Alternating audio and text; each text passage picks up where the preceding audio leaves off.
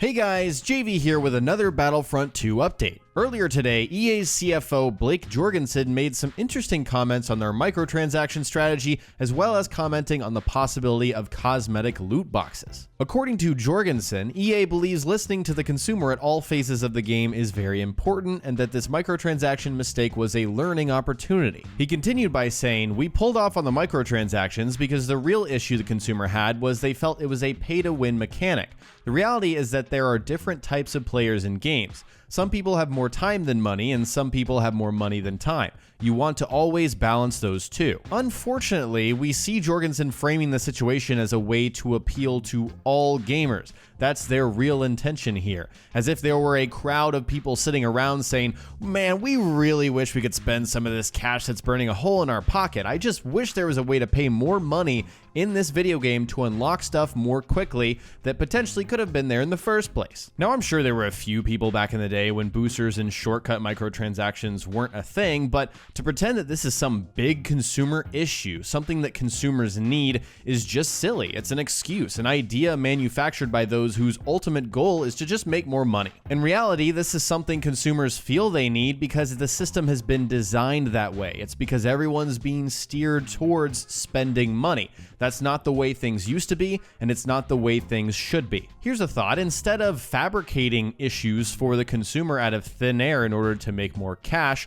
how about we get rid of the problems in the first place and actually put out a game that is designed to deliver the best experience instead of make the most money? When asked about the possibility of a cosmetic loot box system, Jorgensen stated, "The one thing we're very focused on and they're extremely focused on is not violating the canon of Star Wars. It's an amazing brand that's been built over many years, so if you did a bunch of cosmetic things, you might start to violate the canon.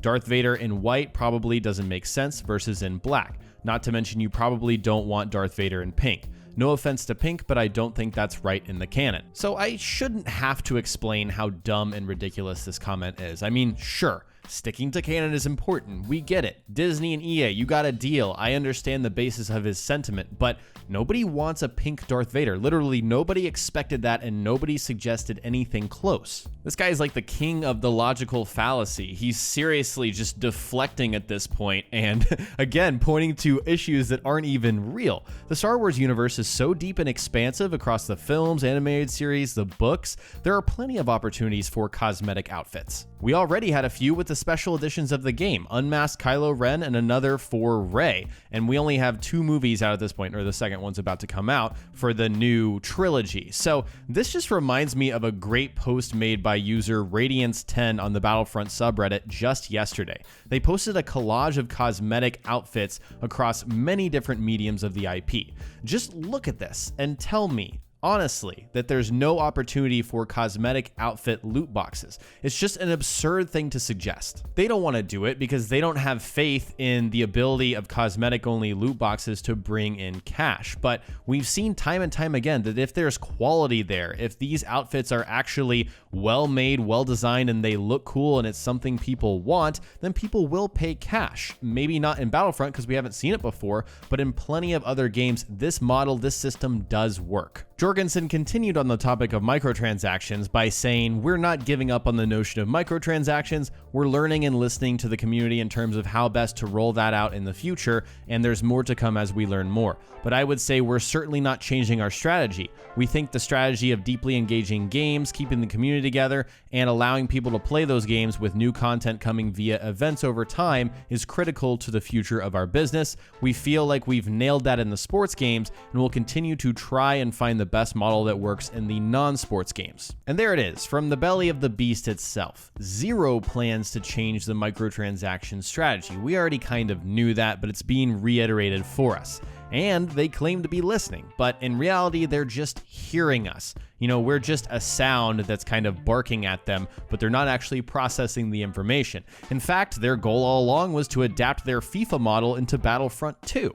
And it's funny because just recently, players have decided to boycott FIFA 18 for its predatory microtransactions. Another Change.org petition is out right now at nearly 40,000 signatures calling for EA to hashtag fix FIFA. And you would think that the house would be on fire over at EA right now, but in my mind, there's only one way EA can sit there and think this is okay when it appears like an absolute dumpster fire for us on the outside.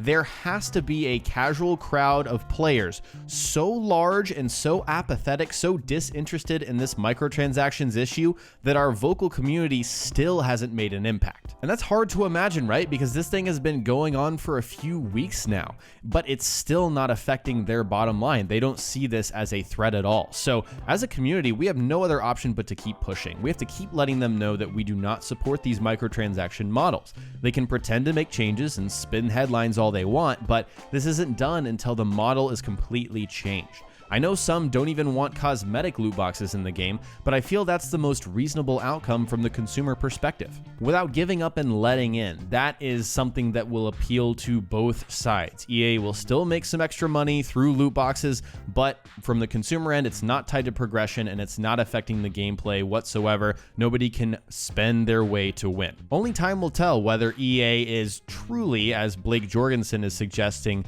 listening to us. All right, guys, that's it for today's video. In the comment section below, tell me if you think a cosmetic loot box system will ever come to Battlefront 2. Is that a real possibility, or are we all getting our hopes up for no reason? Share your thoughts in the comment section below. If you enjoyed this video, remember to hit that like button and subscribe for more commentaries like this. Thanks so much for watching, and I'll talk to you next time.